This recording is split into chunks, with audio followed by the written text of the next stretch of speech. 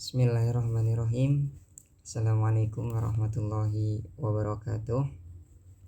Marilah kita buka pembelajaran pada pagi hari ini dengan berdoa pastinya. Karena berdoa semoga kita dimudahkan dengan apa yang ingin kita cari, dengan apa yang ingin kita capai. Berdoa mulai.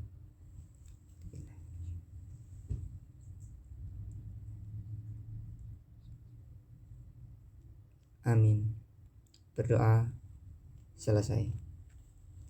Kemudian untuk yang berikutnya silahkan untuk anak-anak yang hadir bisa komen di bawah untuk memperlihatkan bahwa kalian hadir dalam pembelajaran pagi hari ini.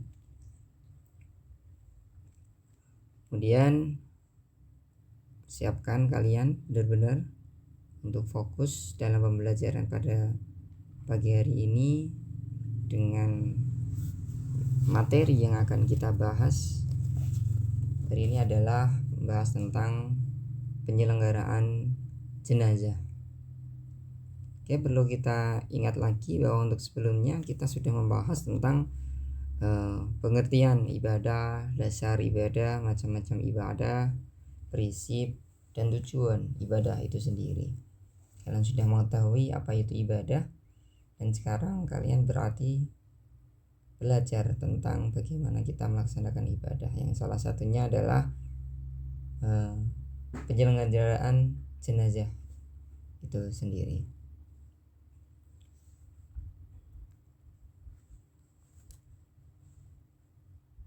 Masih ingatkah kalian dengan pengertian ibadah? Contoh, coba nanti kalian komen di bawah apa itu ibadah. Kemudian juga apa itu tujuan dari ibadah.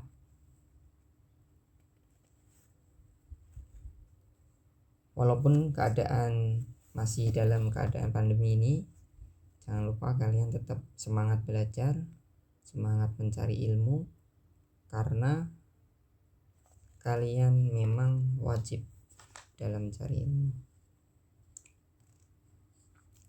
dan belajar untuk masa depan kalian nantinya. Semoga bermanfaat apa yang sudah kalian pelajari untuk melanjutkan atau melaksanakan kehidupan, terutama dalam hal jenazah ini, karena kita perlu ketahui bahwa memang manusia pasti tidak akan lepas dari yang namanya kematian.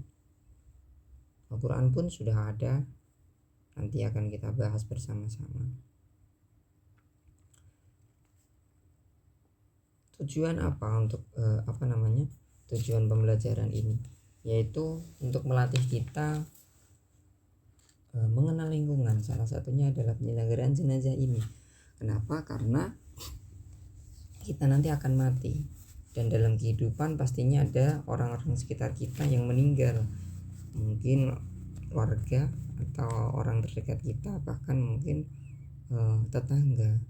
Maka dari itu kita pun harus ikut serta dalam penyelenggaraan jenazah ini. Penyelenggaraan jenazah nanti ada 4 hal yang akan kita bahas. Kemudian perlu kalian ketahui, nanti tujuan dari pembahasan ini adalah satu, ada kompetensi dasar yang harus kita penuhi, harus kita pahami bahwa menghayati pentingnya syariat Islam tentang kewajiban penyelenggaraan jenazah. Kalian pasti tahu bahwa penyelenggaraan jenazah ini hukumnya wajib atau fardu kifayah. Kemudian yang kedua, kompetensi yang kedua adalah mengamalkan sikap tanggung jawab, peduli, dan gotong royong dalam kehidupan sehari-hari. Ya, jelas sekali ya.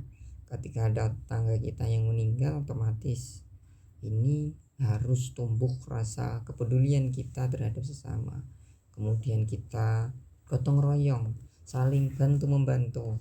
Nanti ketika kita mau menggali kubur, mau ikut mensolatkan, atau mau ikut dalam memandikan, mengkafani, bahkan sampai menguburkan. Insya Allah nanti ketika kita meninggal pun kita juga akan digotong royong tetangga atau saudara-saudara yang ada di sekitar kita.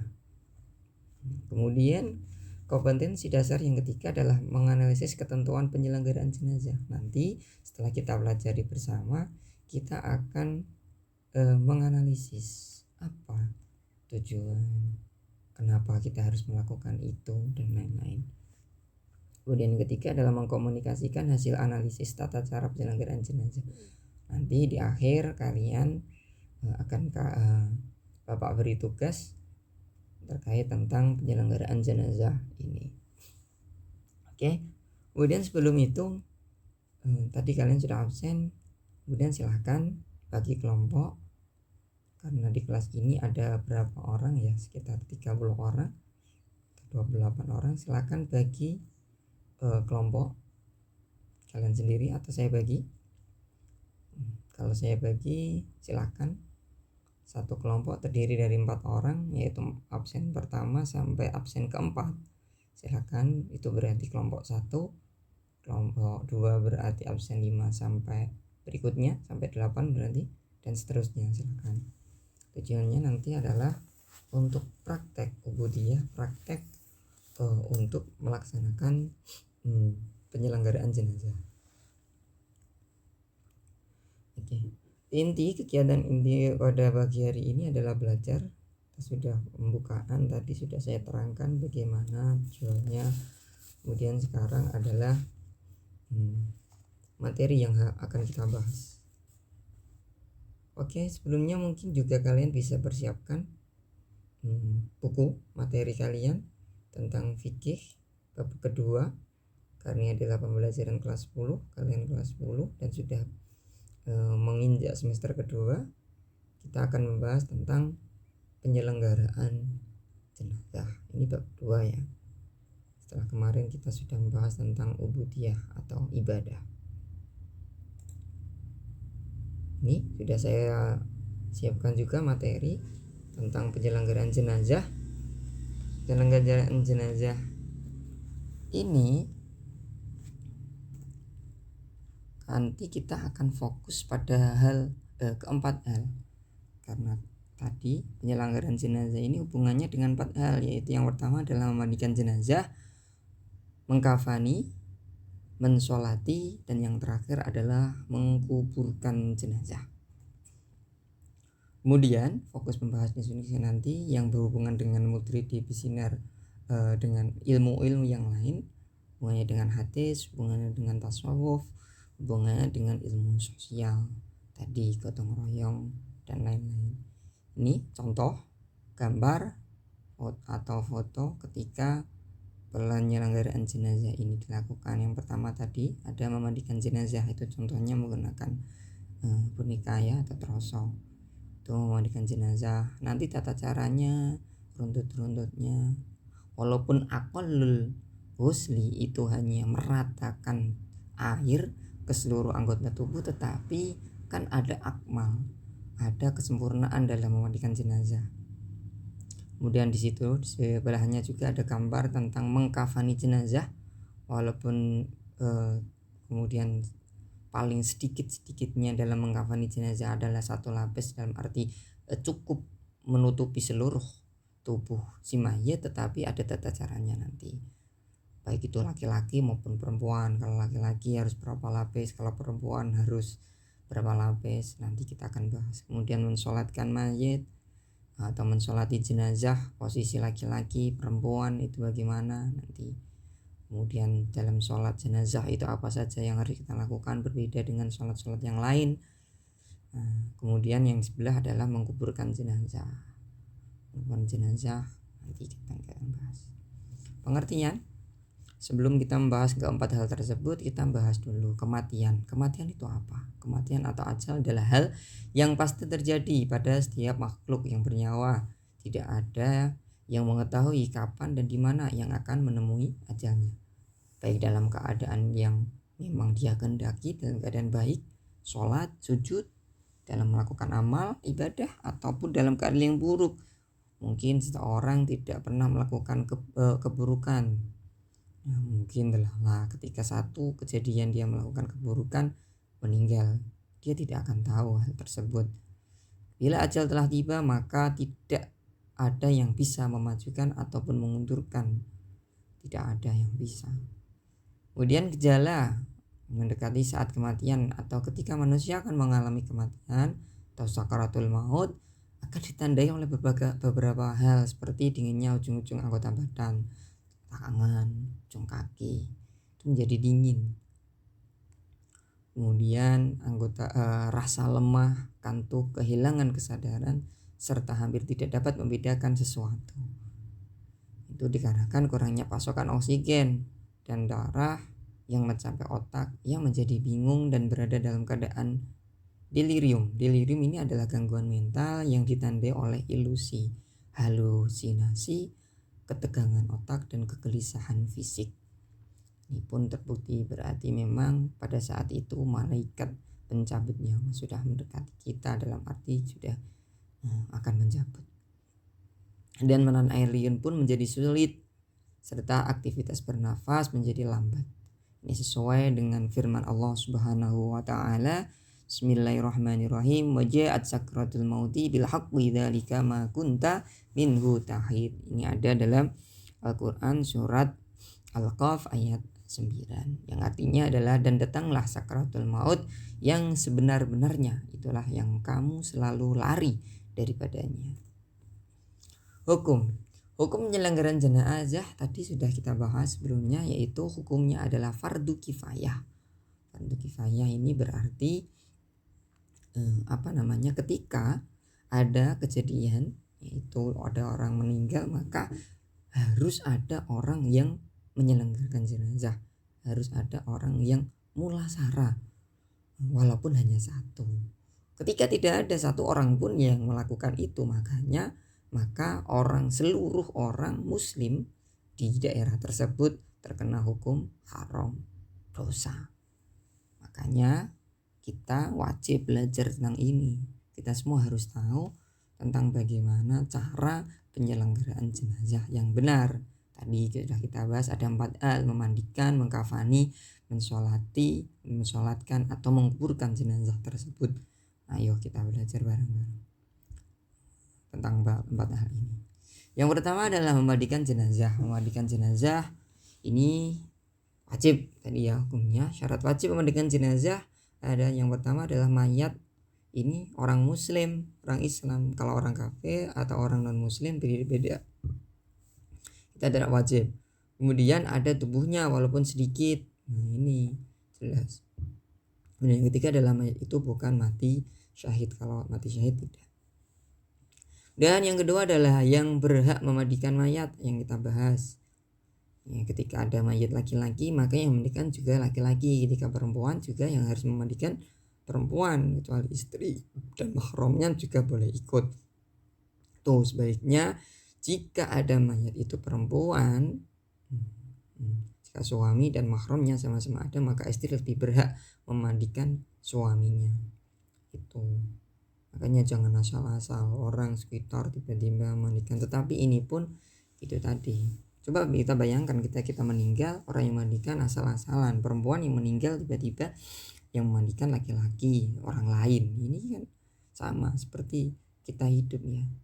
Kenapa? Karena orang yang meninggal itu pun punya malu, punya rasa sakit, juga punya kehormatan sendiri. Jangan asal-asal. Makanya kita ketika memandikan seseorang pun harus dalam keadaan tertutup. Ini terbukti. Kemudian bila seorang perempuan meninggal dan di tempat itu tidak ada perempuan, maka suami atau mahramnya. Kemudian kalau tidak ada air ya ditayamumkan. Gitu. Atau tidak ada yang lain, bahkan malah ditayamumkan pun cukup. Kemudian cara memandikan jenazah, ini yang penting kita pelajari ya. Pertama adalah mayat diletakkan di tempat yang tinggi, baik itu seperti ranjang ataupun balai-balai, atau biasanya untuk penghormatan di daerah saya, di daerah sini pun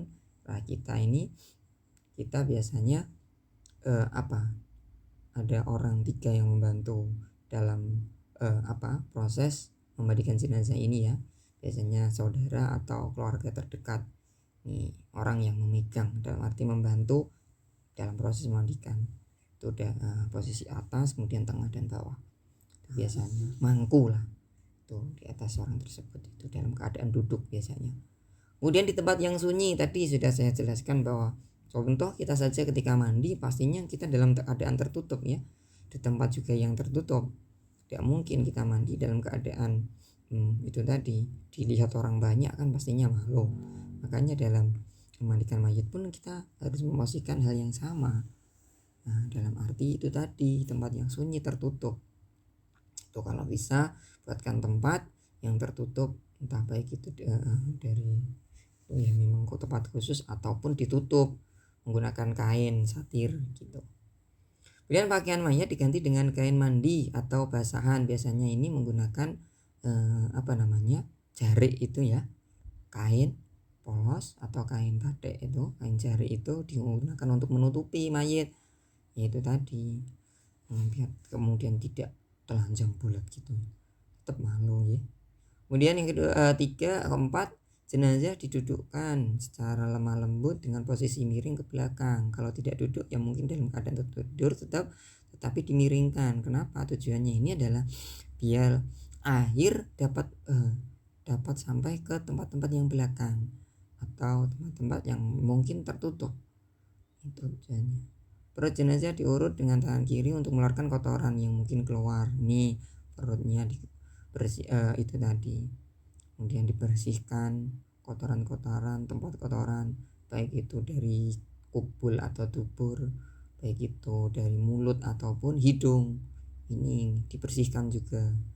Kemudian jenazah dilentangkan, kedua kepalanya dibersihkan tadi ya, menggunakan kain atau dengan pecah. Mulut, gigi, lubang hidungnya juga dibersihkan. Kemudian setelah itu jenazah diwudukan seperti wudu orang hidup. Ini dibaringkan ke sebelah kanan, kemudian diusap pola bagian belakang badannya yang sebelah kiri. Ini dilanjutkanlah sama, yang penting tadi runtut semua. Bahkan kemudian ketika memandikan ini jangan lupa ada keafdalan juga, bahkan sampai kemudian menggunakan daun widoro atau menggunakan sabun, menggunakan wangi-wangian supaya nanti ketika dikubur ini tidak mudah busuk. Bisa seperti itu, menggunakan wangi-wangian, sabun. Bahkan kesunahannya ini sampai kita nanti membasuh setiap basuhan ini 3 kali ini. Itu memandikan mayat tadi. Penting seluruh anggota tubuh jangan sampai tidak kena air, harus semua terkena air. Wajib yang kedua adalah mengkafani jenazah. Mengkafani jenazah karena kafanilah dengan baik, dalam arti kafan ini suci, bersih, ukurannya mencukupi, kualitasnya juga tidak boleh berlebihan, tidak boleh mewah-mewah walaupun orang itu orang kaya sekalipun, dalam arti mengingatkan kita bahwa kita meninggal pun itu kita menghadap Allah. Allah itu maha besar, Allah itu maha segalanya. Kita itu apa?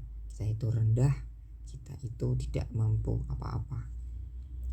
Kemudian menggunakan kain kafan yang berwarna putih, walaupun ada ulama yang menyatakan itu boleh yang lain ketika tidak ada kain yang berwarna putih. Kemudian kafanilah mayat laki-laki 3 lapis, kalau perempuan 5 lapis. 5 lapis ini dengan bentuk yang berbeda-beda. Kalau perempuan, kalau laki-laki sama ya, lapisannya dari atas sampai bawah full itu utuh 3 lapis laki-laki. Kalau perempuan itu berupa itu nyamping atau kayak seperti sarung bagian bawah. Kemudian baju kurung itu seperti baju nih yang bagian atas gitu. Kemudian kayak pembungkus, kemudian ada juga yang dibentuk seperti kerudung untuk nanti untuk menutup bagian atas atau kepala mayat. Kemudian 2 lapis lagi full baik dari atas sampai bawah, makanya sempurna 5 lapis. Walaupun tadi sudah saya jelaskan aqallul kafni, sedikit-sedikitnya kafan itu cukup 1 lapis pun bisa, yang penting bisa menutupi seluruh anggota tubuh si mayat. itu. Tapi kebanyakan ya kita kalau laki-laki 3 lapis, kalau perempuan ya itu tadi 5 lapis dengan ketentuan ada sarung atau nyamping, baju kurung, kemudian kerudung. Kemudian lanjutkan dengan semacam wangi-wangian, cendana ataupun minyak-minyak yang lain gitu. Ini kecuali mayat yang sedang ikhram. Kalau mayat yang sedang ikhram tidak boleh menggunakan wangi-wangian. Kalau yang tidak ikhram kita beri wangi-wangian. Itu mudah ya, insyaallah kita bisa semua. Yang penting tadi ada akal, insyaallah semua bisa. Kemudian yang wajib ketiga adalah mensolatkan jenazah. Mensolatkan jenazah perlu kita ketahui adalah yang pertama adalah rukun-rukun.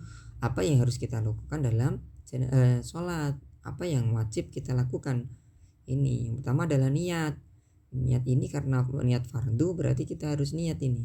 Niat sholat. Sholat ini sholat apa? Sholat jenazah. Sholat jenazah. Kalau kita dalam keadaan makmum kita kasih lagi makmum. Fardu ya, fardu kifayah gitu.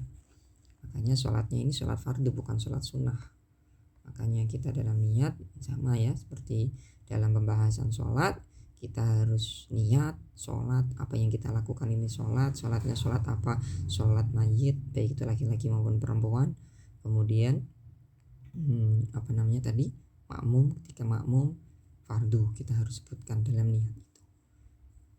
Itu niat itu penting, harus dalam melakukan ini harus kita niat. Kemudian yang kedua berdiri bagi yang mampu, jelas ya, karena sholat fardu makanya ada persyaratan juga ya, ada rukun berdiri, harus berdiri ketika mampu, kalau tidak ya boleh dalam keadaan duduk. Kemudian harus takbir 4 kali ya, takbir 4 kali. Kemudian membaca surat Fatihah setelah takbir pertama, membaca sholawat atas Rasulullah atau atas Nabi takbir kedua, kemudian berdoa untuk mayit setelah takbir ketiga. Kemudian juga harus salam setelah selesai. Itu runtutannya. Niat macam-macam ya, kalian tahu ya niatnya. Sholli ala hadal mayyiti arba'at takbiratin fardu kifayatin ma'muman lillahi ta'ala. Itu contohnya kalau mayit laki-laki. Kalau mayit perempuan, sholli ala hadhil mayyitati arba'at takbiratin fardu kifayatin ma'muman lillahi ta'ala. Itu ketika kita posisi sebagai makmum gitu. Itu contoh. Baca Fatihah sudah hafal semua nggih bacaan Fatihah. Karena ini salat fardu, bacaan Fatihah ini harus dalam arti bacaan Fatihah kita harus jaga huruf-hurufnya, kita jaga tasydidnya, jangan sampai ketinggalan. Karena itu termasuk rukun Fatihah. Doa tadi membaca sholawat, contohnya paling sedikit sholawat adalah Allahumma sholli ala Muhammad. Kalau mau lebih lengkap boleh silahkan.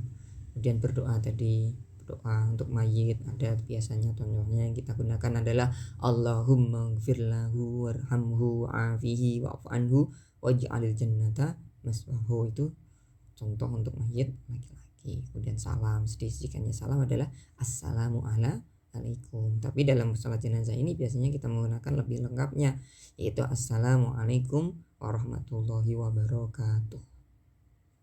Kemudian syarat tadi rukun yang kita bahas. Kemudian adalah syarat mensolatkan jenazah. Yang pertama adalah syarat ini berlaku salat lain sama seperti salat-salat lain ya. Syarat dalam salat itu apa saja? Kita harus suci, kita harus menutup aurat, kita harus jauh dari hadas, jauh dari najis, baik itu dalam pakaian, tempat maupun badan kita harus suci.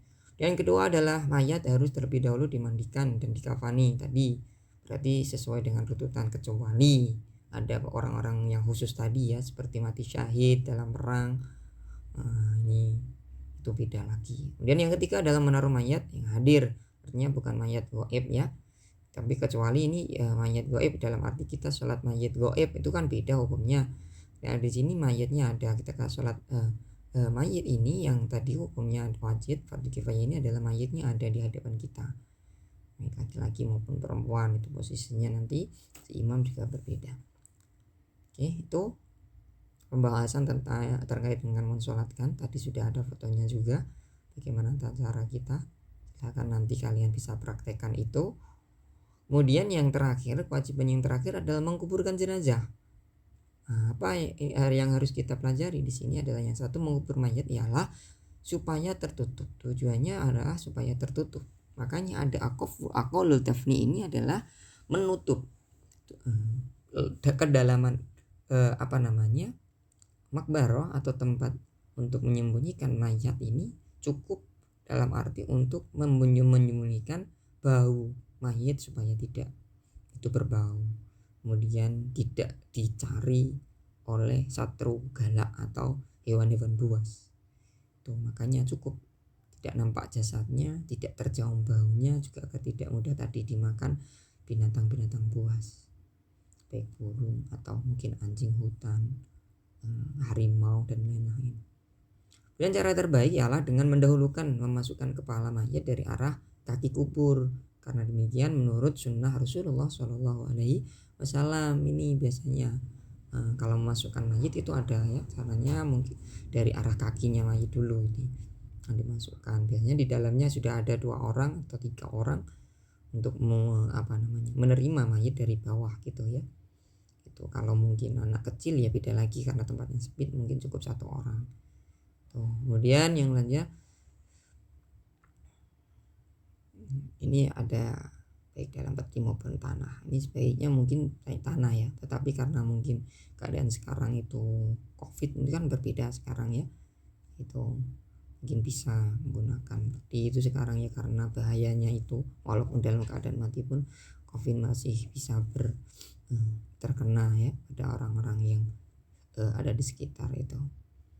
Menghadapkan kiblat ini wajib hukumnya. Kemudian meletakkan miring tadi ya, berarti kepalanya ini ada di arah utara, berarti utara. Kemudian wajahnya dihadapkan ke kiblat, wajahnya ini.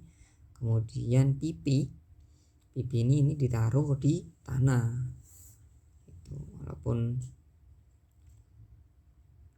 kalau menggunakan peti, Syafi'i dan lain-lain itu berbeda-beda pendapat tadi ya. Kemudian berdoa ketika menaruh mayat, mohon ampun bagi mayat, minta dikuatkan pendiriannya untuk orang-orang yang ditinggalkan sesuai ya dimakamkan, karena pada saat itu sedang ditanya nanti di alam kubur oleh para malaikat. Ini didoakan ini ketika dimakamkan. Bahkan juga biasanya kalau orang muslim dalam kesempurnaannya ini kita nanti diadzan dan diiqomahkan ya, seperti ketika kita meninggal hidup, ketika lahir kita keluar dari perut orang tua kita, ibu kita kemudian diadzani dan diiqomahi oleh orang tua kita, sama seperti kita meninggal juga kemudian kita diadzani dan diiqomahi gitu ya, dalam arti ketika kita hadir dalam dunia ini kita mengenal Allah, karena dalam adzan itu ada syahadat dan yang lain-lain. Kemudian dalam meninggal pun sama, dalam arti tujuannya mengingatkan kita ketika meninggalkan dunia lagi, kita juga diingatkan itu bahwa Allah inilah yang paling berhak disembah, kemudian Nabi Muhammad adalah Rasulullah. Terima kasih, mungkin itu yang kita akan bahas. Sudah kita bahas semua materi terkait tentang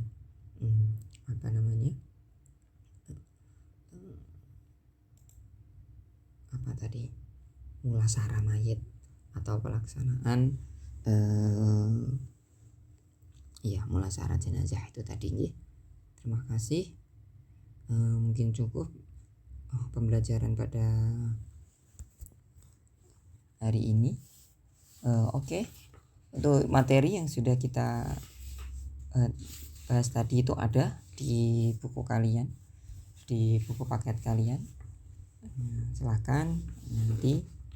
Jadi kesimpulan materi yang kita bahas pada hari ini adalah setiap manusia pasti akan mengalami kematian, siapapun itu, entah orang kaya, orang miskin, orang yang mungkin bisa melakukan apapun, dalam arti yaitu tadi dia memperoleh apa yang dia mau, ini pun pasti akan mati suatu saat dan dia tidak tahu kapan itu terjadi.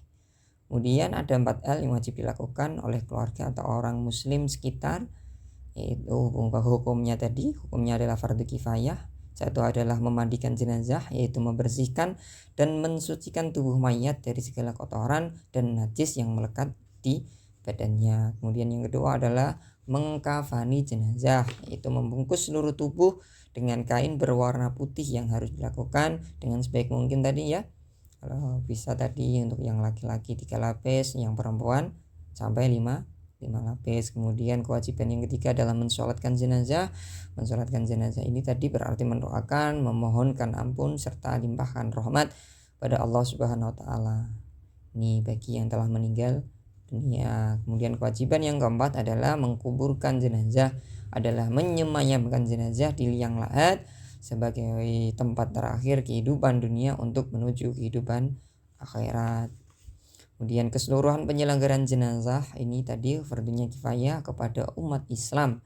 Jika tidak ada yang melakukan satu orang pun, maka keseluruhan umat muslim ini mendapatkan dosa.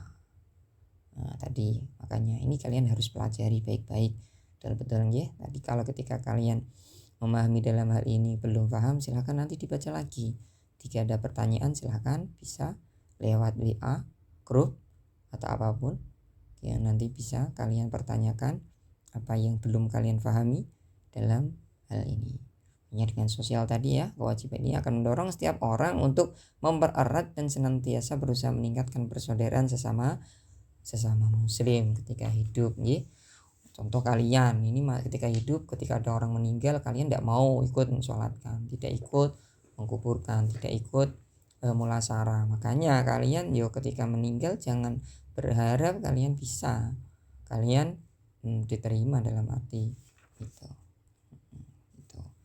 Kemudian selanjutnya silakan kalian persiapkan buku atau kertas kalian dengan alat tulis, pensil atau pulpen. Silakan bisa ditulis pertanyaan-pertanyaan dari saya. Silakan jawab pertanyaan berikut ini ya. Yang pertama soal dari saya atau pertanyaan dari saya adalah, apa yang harus dilakukan pada saat menunggu orang yang sedang sakaratul maut? Tadi tidak ada banyak. Nah, silakan apa ini sebaiknya. Kemudian yang kedua, sebutkan kewajiban keluarga atau orang muslim ketika salah satu dari mereka ada yang meninggal dunia. Sebutkan kewajiban keluarga atau orang muslim ketika salah satu dari mereka ada yang meninggal dunia. Kedua. Tiga adalah bagaimana tata cara memandikan jenazah yang baik. Silakan bagaimana tata cara memandikan jenazah yang baik. Kemudian yang keempat, jelaskan tata cara pelaksanaan sholat jenazah yang benar. Tata cara sholat jenazah tadi ada rukun dan syaratnya itu. Kemudian niat tadi silakan bisa kalian cantumkan di sana. Dan yang terakhir adalah jelaskan hikmah penyelenggaraan pengurusan jenazah. Hikmah penyelenggaraan pengurusan jenazah itu ya hikmahnya. Oke, itu soal-soal yang harus kalian kerjakan. Nanti silakan untuk yang selesai bisa langsung kalian kirim ke nomor saya langsung atau ke grup. Mungkin alangkah baiknya langsung ke nomor saya saja gitu. Kemudian setelah kalian kerjakan, kemudian tadi tugas praktek kalian tadi yang tugas grup, silakan nanti kalian bisa praktek ya, karena ini online saya tidak bisa melihat langsung kalian praktek. Silakan kalian bisa membuat video ya terkait dengan keempat hal yang wajib kalian lakukan dalam tadi penyelenggaraan jenazah, baik itu tadi mulai dari memandikan, kemudian mengkafani, kemudian mensolatkan. Kalau mengkuburkan ini tidak usah, Mbok. Untuk yang kalian buat video cukup ketiga hal itu saja. Nanti silakan 4 orang ini berdiskusi kemudian membuat video yang berkaitan dengan penyelenggaraan jenazah. Oke, untuk yang selanjutnya ini penyelenggaraan jenazah kita sudah selesai. Nanti kalian silakan pelajari lagi pelajari bab berikutnya terkait dengan zakat. Ini juga hubungannya dengan ibadah zakat, karena kalian juga ini hukumnya juga wajib ya, terutama zakat fitri atau zakat fitrah. Ini silahkan nanti kalian pelajari, kalian baca-baca yang ada di buku paket kalian. Nanti ketika ada pertanyaan silahkan pertanyakan ke saya. Nanti untuk berikutnya juga saya akan membuatkan materi, membuat pelajaran seperti ini. Kita akan belajar bersama lagi yang berhubungan dengan zakat. Terima kasih kalian sudah memperhatikan. Cukup sekian pembelajaran pada siang hari ini. Silakan kita tutup dengan berdoa. Berdoa mulai. Bismillahirrahmanirrahim. Alhamdulillah. Amin amin ya rabbal alamin. Terima kasih. Semoga dengan doa kita semua kita diberi ilmu yang munafik, ilmu yang manfaat, yang nantinya kita bisa mengamalkan apa yang sudah kita ketahui, yang yang nantinya akan bermanfaat untuk di hidup kita dan di akhirat kita nanti. Terima kasih. Cukup sekian. Billahi taufik wal hidayah. Wassalamualaikum warahmatullahi wabarakatuh.